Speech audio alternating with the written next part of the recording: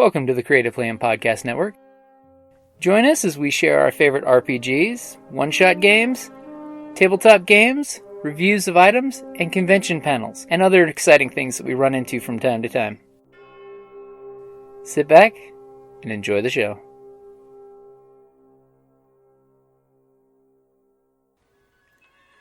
Hi, this is Kelly, aka Trixie from Ragnarok and Roll, a Scion to Ragnarok story, and Tilda Wimblewick from D&D Journey of the 5th Edition. First off, I would just like to say thank you to everyone for listening to our varied adventures, as well as for rating us on iTunes and rpgpodcast.com. If you haven't rated us yet, we would greatly appreciate it if you could. And if you're looking for more ways to support our efforts, we are now on Patreon, a great site where you can help us continue making more podcasts, as well as some special surprises for our patrons. If you can, please look us up at www.patreon.com/cppn. Every little bit helps. And again, thank you for listening. Well, welcome one and all. We're just waiting on water to arrive and we'll introduce and kick things off. Thank you for coming. Have you all been enjoying the convention so far? Going well. Good. Yes, a bit smaller than what I think we're all accustomed to, but as goes with COVID. Actually, this is like the smallest con, and I think it's the best con, because I've been to Phoenix Comic-Con twice, and I'm like, oh, that one panel just ended, and the panel I want to go to is like on the other side of the convention building. Girl, I am trying to walk out right now. Yeah, the only problem I have is my costume so far has not been allowing me to wear my glasses, so it's like, I can't see anything. But you know that you look fabulous, so. Yes, so either you have to get contact lenses, corrective LASIK or PRK surgery. Well, I've got some. Oh, then I will take it. Or I just deal with it. Yes, so I mean, it's up to you there. I remember the year I had to get from the vendor hall at Phoenix Comic-Con all the way upstairs, out of the building, down the street to the, whichever hotel it was, the Renaissance, I think, in a gorilla suit. Because I was going to be doing some cockfighting, and it was 114 degrees outside. And I did not smell very nice for the rest of the day. Oh, no. Yes. So you always come prepared with spray on deodorant. Yes. Yeah, sure, you may smell like a douche, but at least you smell like a douche enough. A douche and deodorant. Yes. That's In my car. Yes. And yes, you're all here. You're still coming to panels at whatever time it is on Sunday. So dedication, I appreciate it. Thank you so much. Well, it's hardly a con if it's not all weekend. Absolutely. Very true, yes. So, we should kick things off, and Yes. where are we going to start? Let's start down the other end. Who are you, sir, and why are you here? Hi, everybody. So my name is Brian Haas. I am a film programmer at Film Bar in Phoenix. I've been a film critic for the better part of 3 decades at this point. Been writing for a very, very long time at this point, even longer than, professionally. This has been my first conference in 2 years, which has been awesome because I certainly miss this for sure. I am Cameron D. Blackwell. I write gay, sci-fi, horror, and urban fantasy stories. I think that's amazing, just because that's sort of like a niche that has yet to be filled and or optimized. And I've been writing since I was like 9, really got into it around 14, and just been going on ever since. I write a sci-fi series called Perils of Space, which is basically a wonderful gay romp through space. And I've got 6 books out, 9 written, 3 more being planned. And I also make lovely, lovely lined notebooks as well. This is my personal one because it's my personal favorite, Alex Squirrels. And thank you. Well, my name is Heshe Leontess. This is my first convention. I am a newly published author as of last month. My book, thank you. So the first book I have in my series right now is called Plague Doc Inc. First Plague Magic. And the premise was something that I sort of came up with when I was trying to explain the background story for my live-action roleplay character, the Plague Doctor. And the concept is magic causes madness, and you are now in a world in which magic causes insanity upon the people who use it. However, the only way to combat magic is with magic, and that brings us forth the plague doctors, who are both greatly appreciated and greatly despised by the rest of the human populace. So thank you for having me here, and I hope you enjoy the convention. And I'm Astell. I am a writer, film critic. I write books about film. I also have a film festival where I program lots of genre film up in Phoenix. I co-chair a science fiction fantasy convention up in Phoenix called CocoCon, and I run Arizona Fandom, which is where you can find out everything, hopefully, about fandom in the state, conventions, authors, groups, whatever. So that is me.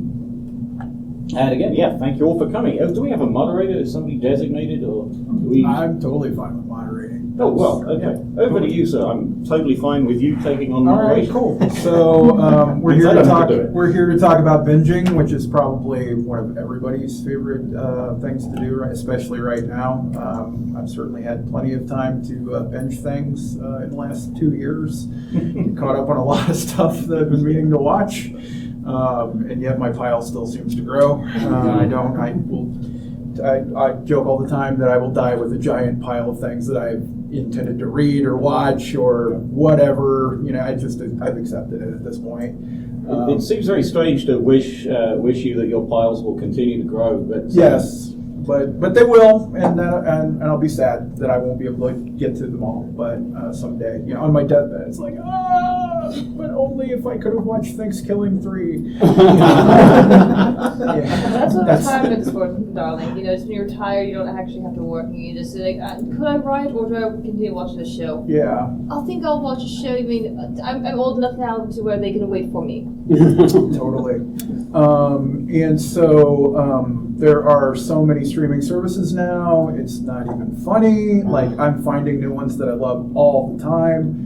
I just discovered Night Flight Plus the other day, or the other week, or whatever it was, where they're showing the old Night Flight episodes from the 80s, and you might be old enough to remember that, Hal. I don't know it. Well, you were probably not in the States then, maybe. No, not in the States. What's Night Flight? So Night Flight was like this overnight show on USA where they just showed like weird exploitation, horror, sci-fi genre stuff. That was like a little bit later. That was Up All Night. And so Night Flight it didn't have a host. It was just sort of like a disembodied voice hosted it, and it played like music videos and just like basically whatever content was available in 1984 that they're just like, please, we need something to put on overnight, So it's like, we'll play Fish Heads or, like whatever weird shit that you have out there. Bambi versus Godzilla, all these things. It's a very short film. It's a very short film. I can imagine Bambi winning. I would root for Bambi. Yeah, it does not end well. But not for Bambi. Sorry, I don't want to spoil things, but now there are many different options that are available for streaming, and all of them love this model now of just dropping it all at once. The networks are really the only ones that do like the episodic, like drops really anymore. And so, it's not unusual to just wake up one morning and there's 10 new episodes of Lock and Key to watch, Exactly, which I haven't gotten to it yet. But the first season is excellent, so I'll talk about that later. But with Netflix and Hulu and Shudder and all of them sort of bidding for, content, a lot of them realized, like, let's just make our own content, that we can keep, that we don't have to license, and it's like just like an added bonus to whatever streaming service that you have. And so there's a million great streaming services, and Netflix is like, still sort of the king and has some of the best like streaming, like bingeable streaming stuff still. But that's because Netflix has just dump trucks of money. So it's like, of course, we'll buy Squid Games from South Korea. Sure, why not? Because we got, all this money, and maybe it'll be a hit. Oh, it is? Okay, cool. So. Then they just are now just creating their own things. So soon enough, we'll have no actual national movie producers in Hollywood. We'll just have everyone belonging to Netflix. Yeah. At this point. Or Hulu. Or HBO Max. HBO Max. Yes. See, I discovered HBO Max I love HBO Max. this month. Because when it came out, my roommate at the time, she created a profile for me And I just kind of forgot about it. I'm like, I don't have HBO Plus or HBO Max. And then my cell service is like, oh, you get HBO Max for free. I'm like, oh, fantastic. And I logged in on my laptop, and it still remembered my old roommate's password. I'm like, oh, sweet. So I get to watch all these cool movies at the same time as they're in the theater. But right now, I'm just kind of binging season 11 of Doctor Who because I couldn't find it anywhere. Like they all used to be on Netflix, and now they're on. And now the new season has started, but it's on another streaming service. I'm like, HBO. Yeah. Oh yeah. AMC Plus. America. There's AMC Plus. Hate us. Yeah. There's even like a lot of really good free streaming services now, like Kino Cult is a brand new one that it's done on advertising. Tubi is the best thing going, and it's completely free. I'm doing Pluto.tv. Pluto is amazing. Pluto TV sponsored one of our events in Phoenix over the Halloween weekend. They've been having a windfall. It's been great for Pluto TV the last 2 years because people are looking for stuff to watch. Exactly. Yes. And so they've got all the old fun bingeable stuff like Mystery Science Theater 3000, and like stuff that you're used to. Classic Doctor Who. And it's all free, which is amazing. So I think the question for the panel was to binge or not to binge, and it sounds like everybody on that side of the table as well is to binge. For sure. Let's talk about it. So is it Heshe? Well, to binge or not to binge? For me, I'm more of a binge when it comes to actually reading something. I tend to save these sort of TV activities with my spouse, so that way it's a bit more of a group activity, because why just, watch it by yourself when all you can have is just your own personal opinions about it, like, oh, I like that, yes, that was cool, or it's just very quick. The amount of, investment time upon it that you get, I invest this much time for this amount of entertainment, but if someone else with you, then you have at least 15 minutes to half an hour time afterwards to talk about it, to theorize about things, to realize, oh, I didn't think about that, yes, and then have a whole new tangent line of things to think about down the line. But with reading, at this point, I've also been stuck upon, web novels or light novels from animes, upon other things, because once I know the anime is I want more, and then that's when I start binging, because reading is definitely more upon the solo act. So yes, I think it just depends upon the media upon which I'm binging, and also it's a matter of, does it hold my interest? And also, is it something that I can do while doing other things? Because I'm one of those people who, I get very bored from just sitting down for too long, and I will be like, I'm enjoying the show, but because I've been sitting here for 3 hours plus watching So Much Spider So What, I need to do something else now. But I can't continue watching So Much Spider So What because I unfortunately can't understand, Japanese just being shouted at me. I have to read the subtitles. So then I have to switch to something else that I can listen to and not feel as though I'm going to miss out by not having visuals. So then I just turn to my old reliable, which I've already watched too many times, the Great British Baking Show, because I get to listen to them. It's a nice, cheerful sort of thing. It's not the whole cutthroat, you are a terrible cook. No, at the very end, they're all hugging each other, oh, we love you, and it does give you some very good ideas upon things to bake. I'm going to be stealing one of the cake ideas and using it where you make it's birthday cake, where you make a cake of the person whose birthday it is, and then you scream as you behead the person. And that's what I'm going to be doing for my spouse this year, because they hate traditional cake. So it inspires you to bake things?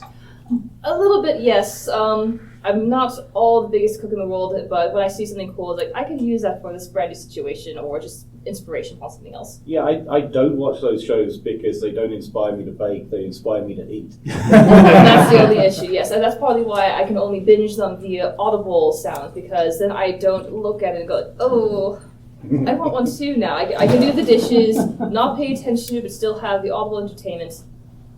And that's how I usually deal with binging. And then once I'm done with that, it's okay, I've done something physical, I've done something active, I feel as though I've accomplished something in my life, now I can go back to just being a lump.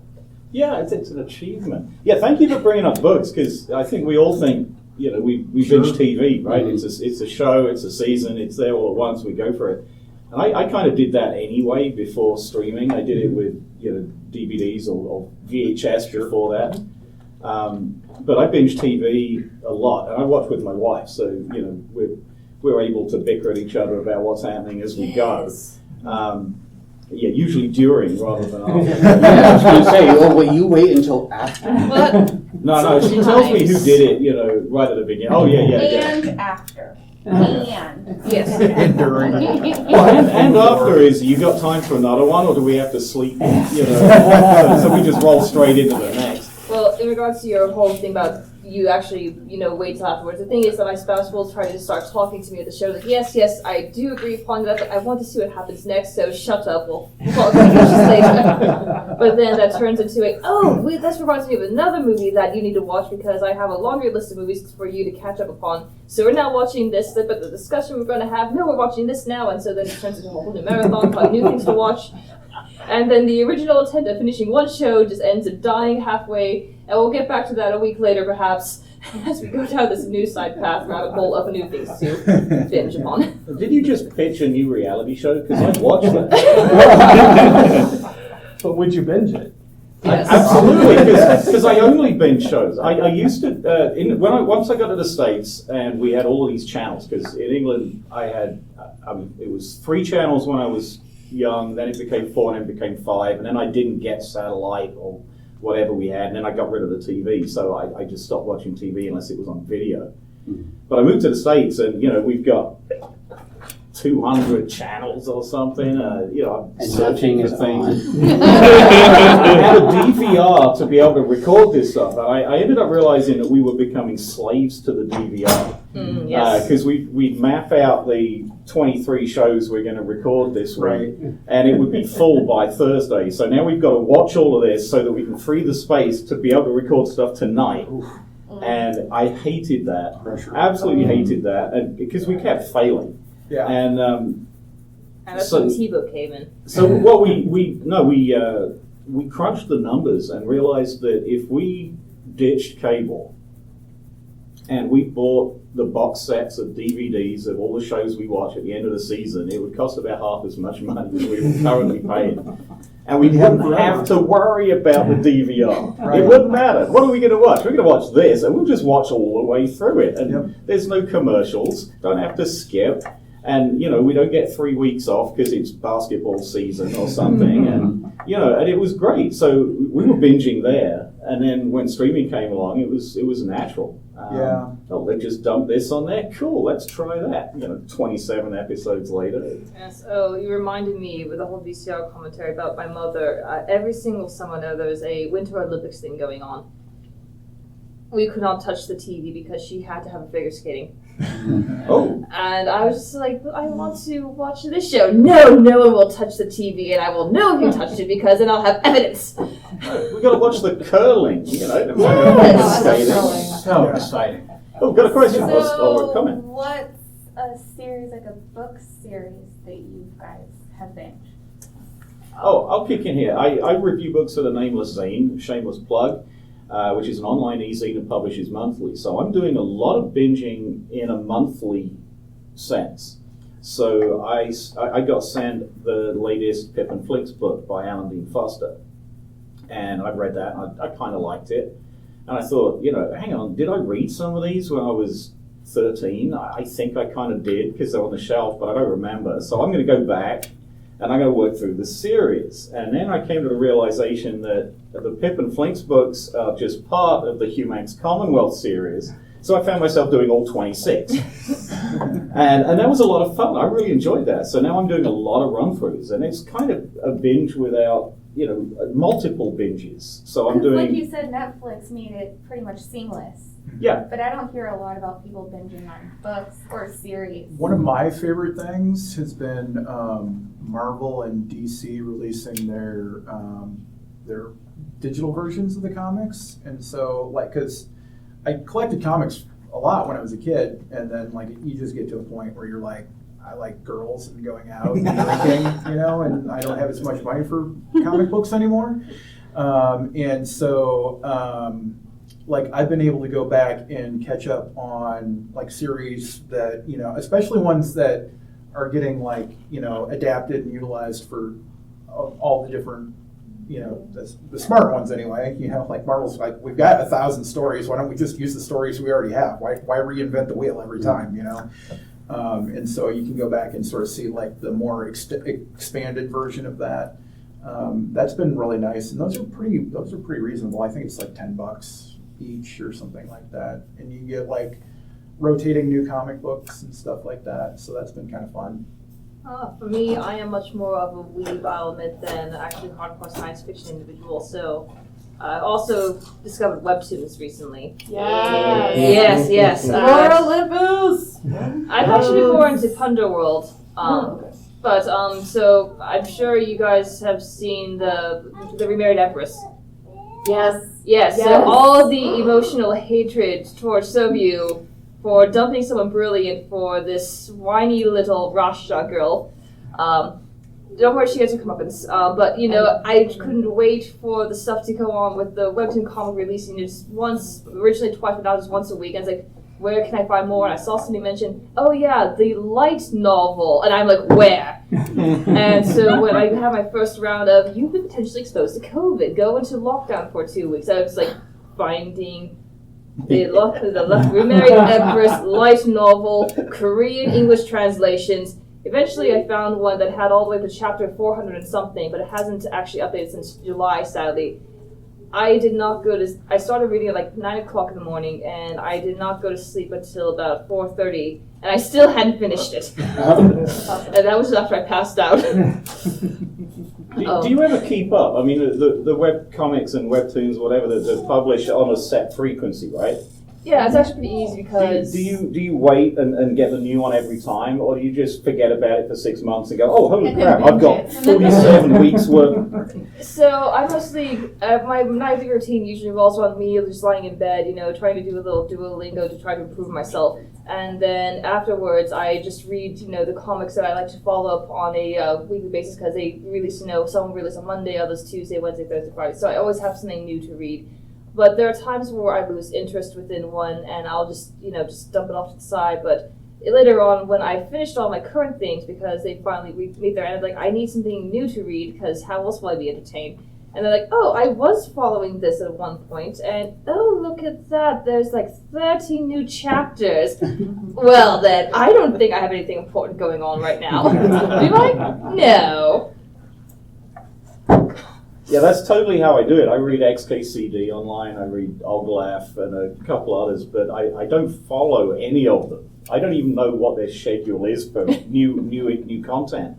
I just go there periodically, I've got half hour, I'm not doing anything. What's XKCD been up to? Oh, work all the way back. Yeah, I used to read Order of the Stick back in the day. And I would just, because I think when I jumped in, there was like so much ahead of me. I was like, oh, cool, I'll never run out of material. And then I just kind of dropped out. And then I'm like, when I remember it again, I'm like, oh, crap, I don't remember where I left off. Just start all over again. That's such a horrible thing to do. Have to restart over, just like you never remember, just like a Harry Potter sort of feel. Like there are parts you go like, oh yes, I remember that scene in Harry Potter. I like that scene. I'm going to reread that just for old memorial's sake. And then you find that you just continue on to reading. It's like, how did I get back to book 7? I've read that thing like 10 times now. Oh well, now I'm at 11. Well, a series that I binged back when I could read was the Myth Adventures. It's by Robert Asprin. And that was a really good series, and they were like really short stories, but they were also kind of episodic, and I'm like, I love that. I don't know if you are familiar with that series, but I heard it was hit or myth. I read that one. That was... Yeah, it was one of the titles. It was one of the titles, yes. Little Myth Marker. And I just love puns, so it's amazing. But I don't know where to find them. Every now and then I'll go into Bookman's and I'm like, oh, they have that one, but it's not the one that I need to read right now. Yeah, book 34, and I don't have book 33 yet. Exactly. Dresden Files is another one that I used to binge. Yes. Piers Anthony novels. Piers Anthony novels. Yeah. The Xanth series. I don't know why. You want to talk about puns. A spearmint. It's a little piece of mint with a spear. Yay! Square candies that look round. Oh, which one? Square candies that look round. Oh. What about like some of the series that you like to binge? Like Watching them? Yeah. Also, I'm currently benching Doctor Who season 11, and I also like to binge Fringe. I love that. Binge Fringe. Binge Fringe. But the thing is I always choose the most inopportune times to start binging. So like if I know that I need to be at work at 6 o'clock in the morning, I'll just start binging at 1, or even if I don't have anything to do. I'm a night person, even though I have to be awake during the day, but I really get more energy at night. So I will start watching something at like 8 or 9 o'clock. Next thing I know, it's 7 a.m. I'm like, oh. But I did get through 2 seasons of whatever. I had that with 24. When I first saw 20, I think it was first season, and my roommate at the time back in England and I watched 24, and I don't think we realized that you don't have to watch it in 24 hours. Right. But it certainly seemed that way. We watched 12, and it's like, oh crap, we've got to go to work. We haven't slept yet. Okay, we can do that next week. And the fun thing is that when it was on the air, it was in real time. Mm-hmm. And so we tried to do that. We tried to binge watch 24 and 24 hours, and we realized, they made allowances for the commercials, so it's not really in time hours. So it's easy to watch in 24 hours. It's only 20 and a half or something. Yeah, yes, exactly. Bathroom breaks, food runs real fast. Exactly.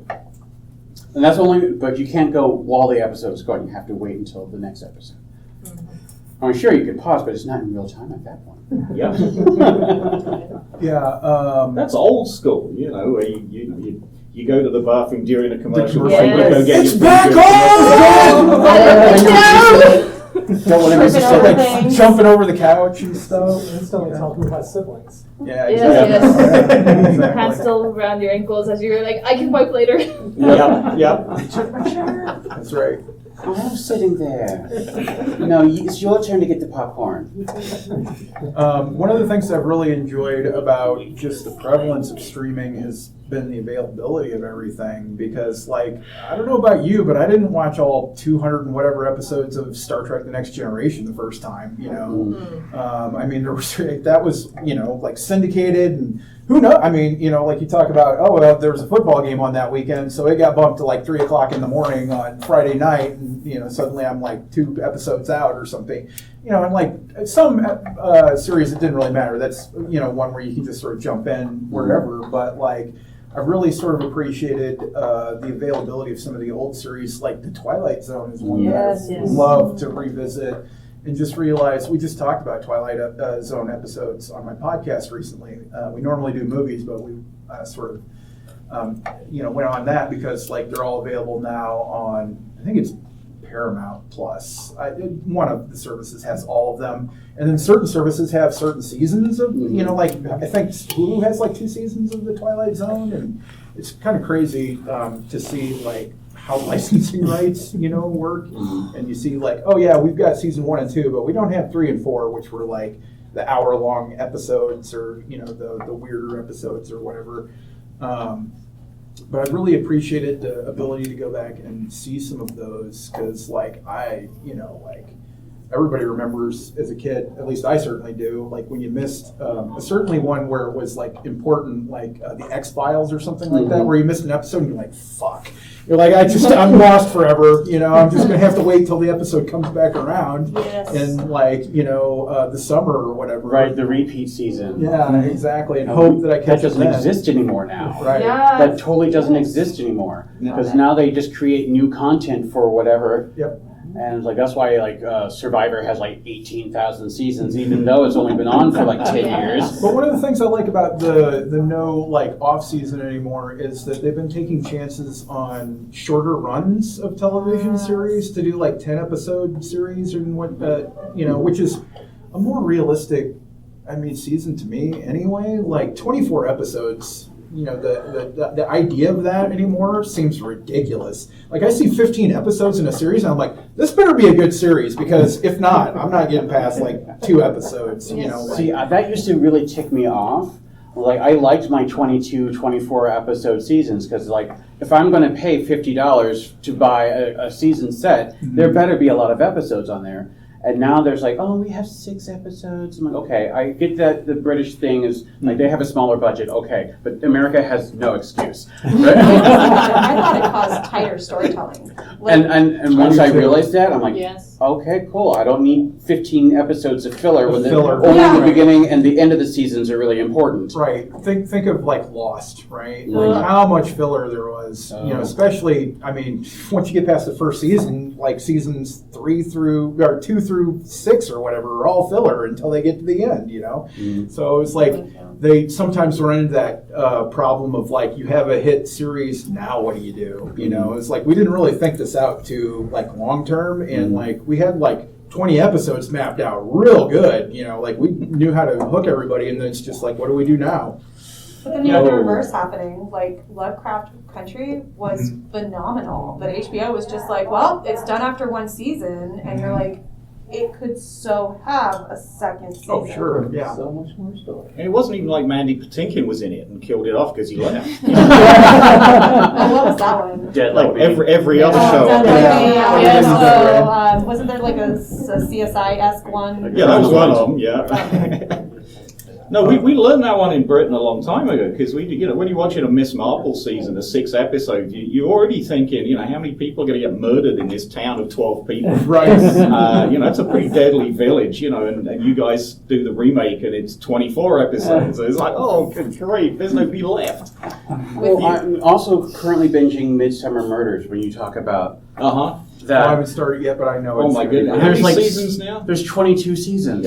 And like and each episode is like a movie, nice. like they did with Sherlock, Yep. where like sure there's few episodes, but you're getting more bang for your buck. So they're like 2 hours. Each episode is a movie basically, and it's amazing. And people just keep moving there and dying. And Midsummer series or? Midsummer Murders, yes. Midsummer Murders, okay. Sounds interesting. I actually recently watched Midnight Mass. Oh yeah, Midnight Mass was really good. Yeah. It intrigued my spouse because I know this isn't like he saw it like, oh, it must be sort of a Christian thing, whatnot. It'd be interesting to see. So it's like, well, the fact that doing a traditional midnight mass, it might have some interesting historical points to it, playing back to some of the old stuff. So historically, I'll watch it, and it's like, wait a moment, this doesn't seem quite what I'd imagined. Looked around like, oh, it's been banned by those communities. Well, then that's made this so much more interesting. Hey, Heshe, get over here. Yes. The question that came out of that, because I haven't seen Midnight Mass yet, but I know I will because it's a Mike Flanagan series. Right. And I love what Mike Flanagan does every time he does it. Everything. So, ever since Absentia, which I still think is the best horror movie of the past forever. But yeah, I'm automatically going to watch it because of him. Do you choose what you want to binge on the basis of what your chosen streaming channel tells you is new, or do you seek stuff out and say, no, I'm going to watch Midnight Mass because it's a Mike Flanagan show? A little bit of both. Yeah, I agree. A little bit of both. I have this whole thing where hating things that are popular is kind of my personality. Yes. I'm trying to get out of that because it's not a personality, but I keep hearing people talk about Midnight Mass or Squid Game, and I think I will wait until the fervor has died down 5 years later, and then I'm like, oh my god, this show is brilliant! Why is nobody talking about it? I would also recommend that you wait to watch Squid Game because so many Korean American translators have come out saying that the translators who worked on the show completely missed the nuance of the translations. There's stuff that characters say, and they say it in a way that is like. And there's one character that goes, I didn't go to, I'm not very smart, I didn't go to school, but I think I can figure this out. Whereas, if you actually understand Korean, what she says is we couldn't afford to go to school, but I know I'm very smart. Right. Which is talking about the classism. And I think I've been waiting for it because I used to live in Korea. I've been waiting for it forever. What I've heard about that, because I've read a lot about that, there's actually 3 versions on, it's Netflix, right? Yep, it's Netflix. Yeah, there's 3 versions on Netflix. If you watch the dubbed version, it is absolutely as bad as you say. Okay. If you watch what you think is the subtitled version, which is actually the closed caption version, it is absolutely as bad as you say. But if you watch the real subtitled version, because you've selected that specifically, it's actually pretty good. Okay. All right. It's good Now, to know. I haven't probably watched as much Korean stuff as you. I watch a lot of Korean movies, but I certainly don't speak Korean. But so I can't vouch personally for the accuracy. But I hear that the actual subtitle version is much better than the other two. If you want to challenge yourself and you have 15 minutes, you can learn how to read Korean. It takes 15 minutes. It takes It's 15 true. It minutes. actually It's is. legit. Yeah. It's just a matter of being able to remember what words actually means what. Ryan Estrada wrote a really good, this is really, you guys can look this up too. Ryan Estrada wrote the thing of how to learn Korean in 15 minutes, and he does it like pictograph form. So there's like one that looks like a gun, and it makes a Yep. "k" or a Yeah. "k" sound, and he's I all had like, that bookmarked on for years. It's so easy to learn. That was one of the coolest things. I will check that out. Yeah. Ryan Estrada. He's Yeah. great. Because I love Korean movies. Love Oh, me Korean movies. too. It's one of my favorite. You should try the foreign- barbecue. It's fantastic. yeah, We'll never go back to countries American for barbecue again. movies. Barbecue. There's Oh, a yes. real real Hollywood quality to it. I think because we've been occupying Korea for like 50 years, 60 years, whatever now, and so I think some of that is some of the American entertainment has sort of rubbed off on them a little bit. I mean, yes and no. Snowpiercer was phenomenal, Mhm. and they wouldn't even let it have an American. The director wouldn't let it have an American release because American Hollywood kept trying to cut 15, 30 minutes out of it. And he's all like, "Nope, this is standalone, baby. It's all included." Yeah. So I was the crazy person in Korea going, "You've never heard of Snowpiercer?" Anything he does, well, I mean, there's Yeah, lots of Bong P, Joon-ho. but anything Yeah. that Bong Joon-ho does, but also Sang Kong, who's the Korean star? Sang, Yeah, and he's in. he's done a lot of Park Chan-wook films. Yes. And Is it Jinho? Song Kang-ho, I think. Kang- Song Kang-ho? Yeah. I'm Yeah, sure anything we're he does is remembering, brilliant. I mean, just Yeah. automatic. Yeah, no, that actor's phenomenal.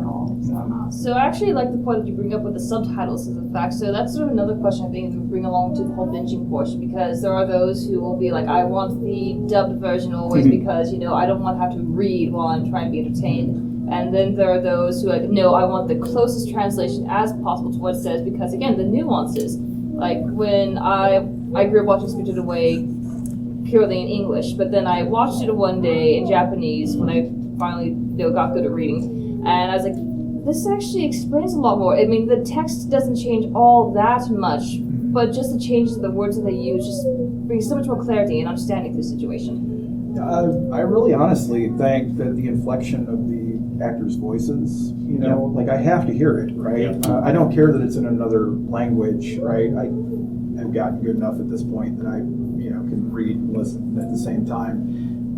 But like, I need to hear how they're delivering those lines to see, like, the impact that it's supposed to have. Tone matters. It really does, and so it really does sort of lose some of its impact, especially with the nuance that you're talking about, where like they translate it, and yes, that's kind of what they're saying, but it's not really what they're saying. Yes.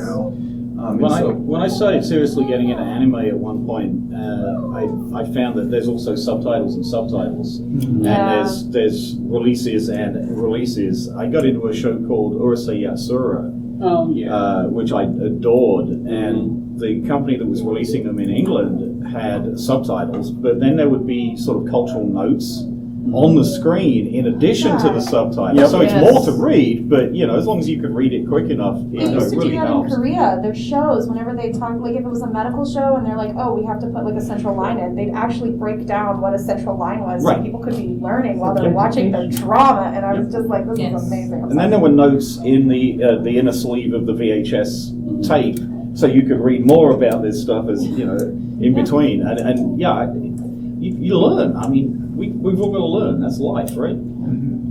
See, I depend heavily on the subtitles because I have an auditory processing issue. I will hear the words and I know that they're in English, but I don't understand the meaning of the words, or I can't discern what the words are.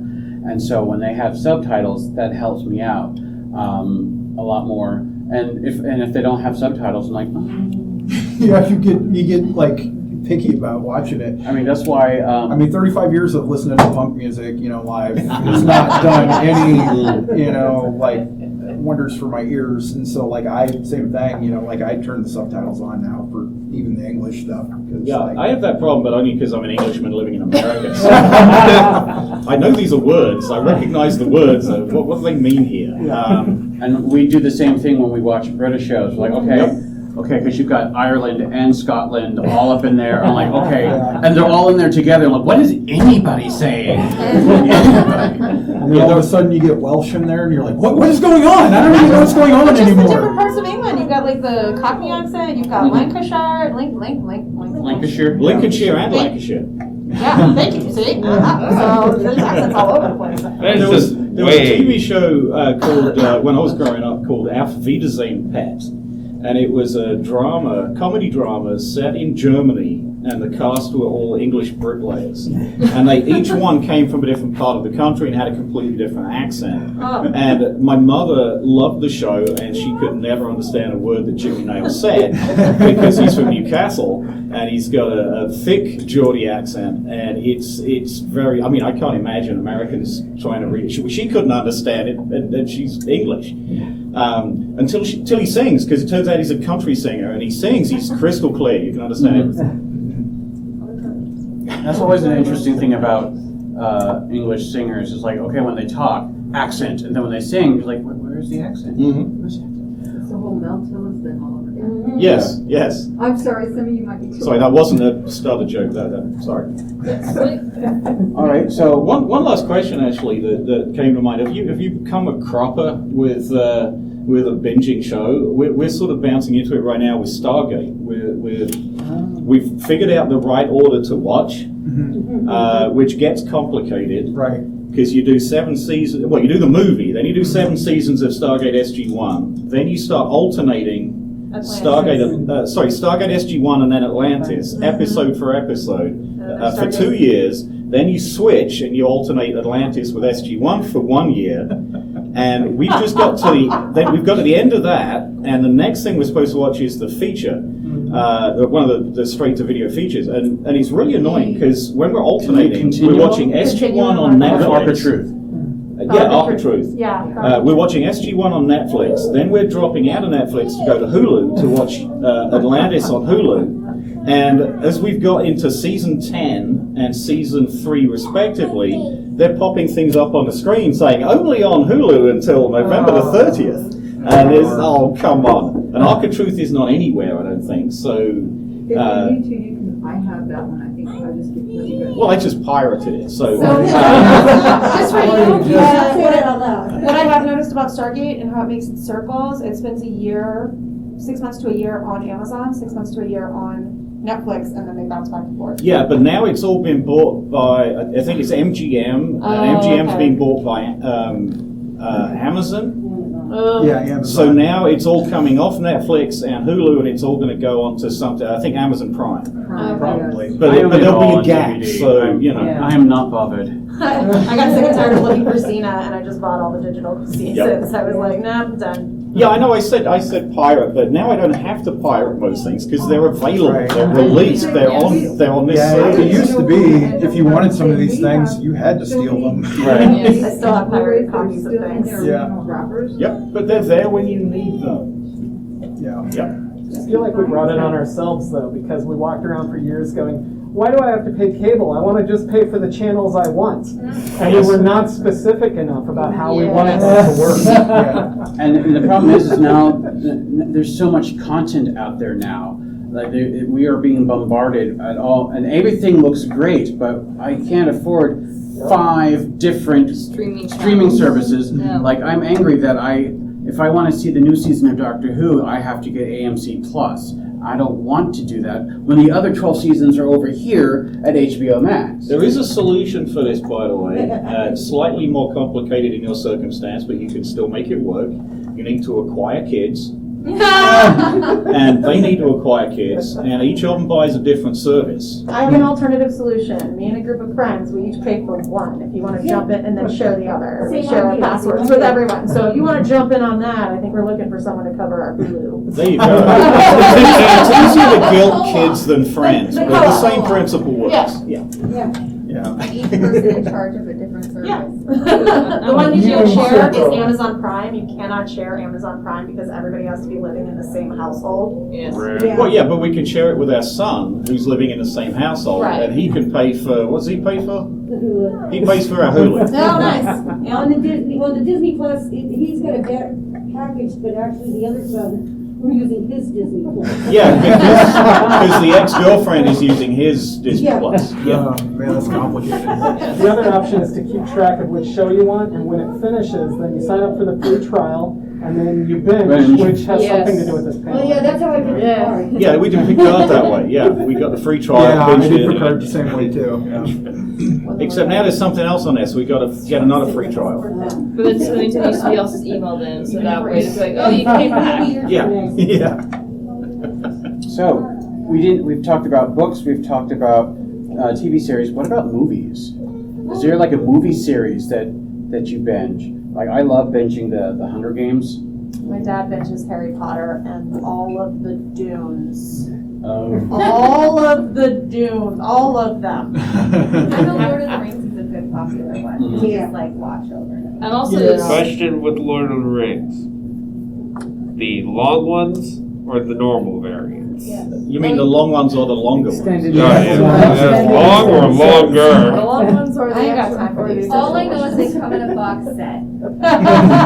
They all do. That's all I know. Yeah, Does a Star single Wars, I think. movie come in a box set? I will absolutely binge There's a watch. few discs. I think it's like two. Alright, so those are the longer ones. I will absolutely binge watch all of the Alien Quadro trilogy and Alien vs. Predator, both the Requiem. I don't care. I will watch Prometheus. I will watch them all. Jason Voorhees, Halloween, Freddy Krueger. Chucky's my favorite. Saw. And Chucky's. Because of you, I'm binging Chucky next week. Yeah. So there you I go. heard that the TV show is actually surprisingly good. Yeah, well, so Don Castorelli, who's the writer and director of many of it's been the same guy for the whole time. Oh, wow. And that's why when you see like Jason or Michael or Freddy, it's so hit or miss from, like episode to episode. I call them episodes because they really kind of are. Yeah. Because it's a different creative team. They all want to put their spin on it. Whereas Don's like, I got the mythology, I got, like this whole like universe. Like he was one of the first people to ever like do the universe, before it was really even a thing. Gene Where he- Roddenberry wasn't. Oh, well, sure. I mean, but okay. like it really was sort of like the idea of like having a self-contained universe inside of like a movie was sort of a novel idea at the time, and like he was somebody that saw if I just show the consistency, I can do whatever I want with it, and I can get crazy if I want. Have you seen Seed of Chucky? Holy fucking shit! Like that, it's amazing though. Like everybody hates it, and I love it, probably because everybody hates it. But yeah, I mean, like I think all of the slashers to some extent have like rewatchability to them for sure. I certainly rewatch them all. I tend to do it with people. We'll binge Jean-Claude Yes. Van Damme. Oh yeah, that's a good way of doing it too. Yeah. Yes, I feel that movie binging isn't something that generally happens as often because of the fact that you usually wait 1 to 2 years, if not longer, for the second movie to come out upon something else that's really, really popular. It's like, we need to get out now so we can make more money off of this. Like, again, like The Hunger Games and the 50 Shades of Grey, I think it was. Yeah. Well, the Saw movies came out consistently year after year. Like, it only took them probably 2 weeks to film. And they just had to wait for October to come He on. had a consistent voice. Darren Lynn Bousman did 3, 4, 5, 6, I think. So it was ching, ching, ching, ching. Yeah, so again, with binging movies, I think it has to be more upon a sort of group activity where you agree upon it, or there has to be some sort of special event going on, to where it could be about the fact that, hey, we're having this sort of thing with parties, so we're all going to re-binge this sort of thing together, sharing the nostalgia. Or it's just, again, been so long since movie 1 came out and you're anticipating movie number 2, that, okay, we're going to rewatch number 1 so we can get a refresh upon what happened. And so when movie 2 comes out at midnight tonight, we're good to go. Yep. Yeah, we did that with Star Wars. You mentioned Star Wars. We went to go see 7. So we went and did 1 to 6 in order. Partly to refresh ourselves because it had been so long for some of them, and partly to watch them with the Jar Jar Binks is the evil Sith overlord that's ruling everything theory and see if it made sense. Spoiler, it does. But then we watched 7 and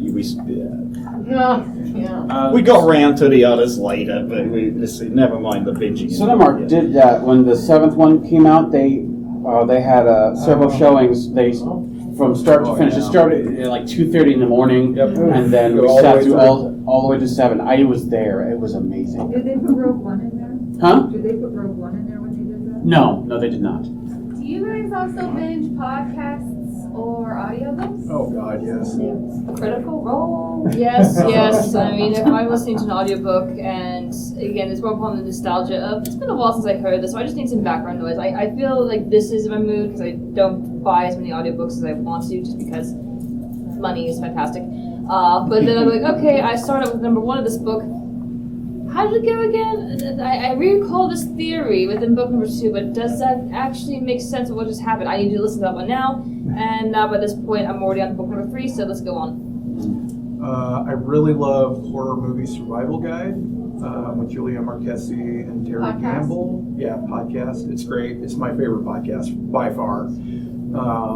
It's great. They just take one movie and they just dissect it. It used to be like there was a previous host and they were just like revisiting the movies that they watched when they were roommates in college, and just like, you know, sort of, and then they brought another person in who's like, let's bring some more modern movies into it too, so we can sort of go back and forth between, you know, old and new. I really like the Necronomy.com. What's that? Been on that podcast a few times, so shameless plug for my friend James here. How many episodes now, James? 137? I think? Yes. Postmortem with Mick Garris is amazing, and he is like the smartest. I mean, just a movie guy, right? I mean, he talks horror, but like the guy knows everything about movies, everything. So if you want to like breakdown of like the whole process from like the first word on the page all the way through post-production, he will give that to you, and like different, and like he brings different people on, so it's always him just picking somebody's brain about it. So that's really amazing. What was it called again? Sorry. Postmortem. Postmortem. Okay. Yeah, with Mick Garris. Okay. It's on, I think it's on Fangoria now. It's bounced around a little bit. Do you guys ever do like theatrical ones, like Welcome to Night Vale or We Are How Did Alive? This Get Made is good. How Did This Get Made? Oh. It's just it's like every what the fuck movie you've ever watched. Oh. And it's how did this get made? They talk about it, right? There was also a podcast that was doing like the movies that won't get made. Like these are movie scripts that have been rejected from Hollywood. So Oh, yeah. we're gonna read them. I mean, there's like for everything that you want. Like if you want to talk about the best movies that haven't been made, right? There's like a podcast for that, you know. So like there's a lot of like movie stuff out there. Book-wise, I'm trying to think if I really listened to any book podcasts. I don't think I really do. I did the Welcome to Night Vale binge every couple of years because Cecil Baldwin is amazing and I love his voice. And I got to see him at the Rialto Theater a couple of years ago. I was there, and that was fun. I followed him everywhere. On social media, at least. Cecil's they're not doing shows with Cecil anymore. Oh, I learned that and I was shocked. So, but I figured it's time for him to go anyway. I think he's going to be the voice of Night Vale. He just can't do the shows anymore, I think was what it was. It was just like so exhausting and so draining. Oh, the live shows? The live shows. Oh, so, yeah. But they said they had a cool format to fix it, but. Yeah, I love those. I really love the Joe Bob Briggs revival on Shudder. Mm-hmm. I think the Last Drive-In, he's just super passionate about the kind of stupid shit that I love. I mean, just all the exploitation and the gory stuff and all that stuff. He like just is encyclopedic. I've talked to that guy in person. We correspond via email. He's super nice in real life. Been corresponding for a few years, and he remembers you when you like meet him in person, and he loves just talking about like the whole the entirety of all of Hollywood. He does this live show called How Rednecks Saved Hollywood, and he just talks about the South Exploitation, it's hard to say, movies where it was just like really it was like sort of in that little area in between sort of like Texas and Florida, and it would go up to maybe like Tennessee or Kentucky or something like that. But there was just all these movies that were set in that area that, just talked about those. And there's moonshining movies and like the nudie cuties that they used to do to get around like the obscenity laws. Because they're documentaries. It's not a movie. It's a documentary about nudists, Oh, wow. Yeah. That's a rabbit hole. Yes. Yes. Yeah. Oh yeah, that's a whole. That's Dive into Herschel Gordon-Lewis. Yeah, Herschel Gordon-Lewis is nudie amazing. cuties, then got into gore flicks. And, Yep. He was just like, whatever's making money right now, I'll do Yeah. that. He was a marketing guy. Yeah. Herschel Gordon-Lewis was not a filmmaker. He would tell you that when he was alive. He's like, I was a marketing guy, but I knew what I could market. So they're not making gore movies. I'm gonna make gore movies right now. Did I or did not remember that Joe Bob actually tried to stick his toe into the political arena a couple years ago? I mean, he's always sort of done that a little bit, and I think that people forget sometimes that he does that a little bit, Okay. and so I didn't know. I'd never known that about him. I'd always seen him, just do the. What was the word you he tries to stay out of it. He tries to stay above it because I think he leans a little more right than like his audience probably does. Exactly. That's what I was remembering. Thank you. But you can. I mean, that's fine. We can Oh, all yeah. get along and be civil to one another, Oh, and not be definitely. total assholes. I mean, it is possible, believe it or not. Yeah. Larry Korea. But I'm sorry. That's all right. I did want to mention Channel Zero. I think is a really good. It's creepypasta. Yes. And each season is one contained story, and so those I've are only made really. the 2 seasons. I've only made it through halfway through the series. Yeah, I'm like 2.5 seasons in right now, and they've got a new series by the same people called Brand New Cherry Flavor on Netflix that everybody has told me is great. It's exactly like Channel Zero, so I'll go ahead and just recommend that, having not seen it yet, but it's brand new. What's it called? Brand New Cherry Flavor is the one on. I've heard good Netflix. things about a film guy up in Phoenix. The guy that wrote that, I think he partly dedicated it to him because he supported him in his zine back in the 80s, because it's old. It's not a new thing. It's just a new TV thing. Yeah. And he says it's really good. Yeah, and Love and Death and Robots is really good. Yes. And they're like 6 to 12 minutes, each episode. So it's like, talk about binging, like you can do a whole season, in like 2 hours. I think the first season was far better than the second. Yeah.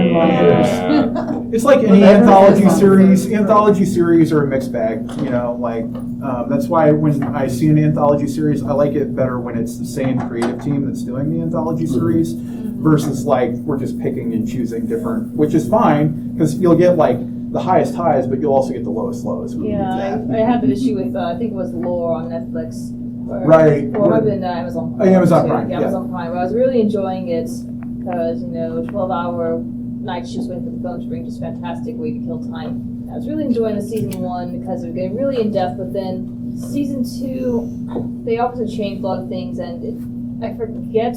I wiped from my mind what I disliked about it, but it was obviously a very different take upon sort of things, and it was very much more trying to be drama-esque versus actually giving you some information on the creatures that they were actually supposed to do the lore on. Right. Yeah. How are we doing for time, by the way? I think we're at. Our mark. Past it? Yes. Yeah, we're at. Well, thank you all for being so dedicated to stay with us. We can carry on going for hours. Oh yeah, I could talk forever on binging. We're for just sure. here to binge panels. Man. Binge That's what I We enjoy. didn't even talk about binging panels. Yeah, This is makes my sense. final panel for the weekend, so thanks for Seems coming good. out, Thanks. Yes, thank you. guys. Really appreciate you guys, because I've seen a lot of the same faces showing up for panels, although it's a small con, so I guess that's kind of. Yeah, I think is this the last panel of the con? It may be. I guess I believe so. Cool. Oh, well, we're closing the whole thing down. We will end on a high note. That's Yeah. right. All right, everybody go home. Oh, I thought we were getting high. You said high note. Operatic C, yeah. Thank you all. Thank you, everybody. I made eye contact. Yes, I saw. So, Have you seen Inside Number 9? Kitty. Your magenta? Yeah, it's great. I love it. Thank you. Yeah, absolutely. New it immediately.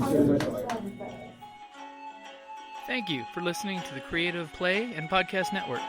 And feel free to enjoy our other shows, such as D&D Journey of the 5th Edition, and Scion Ragnarok and Roll, a Scion hero to Ragnarok story. Thank you for listening.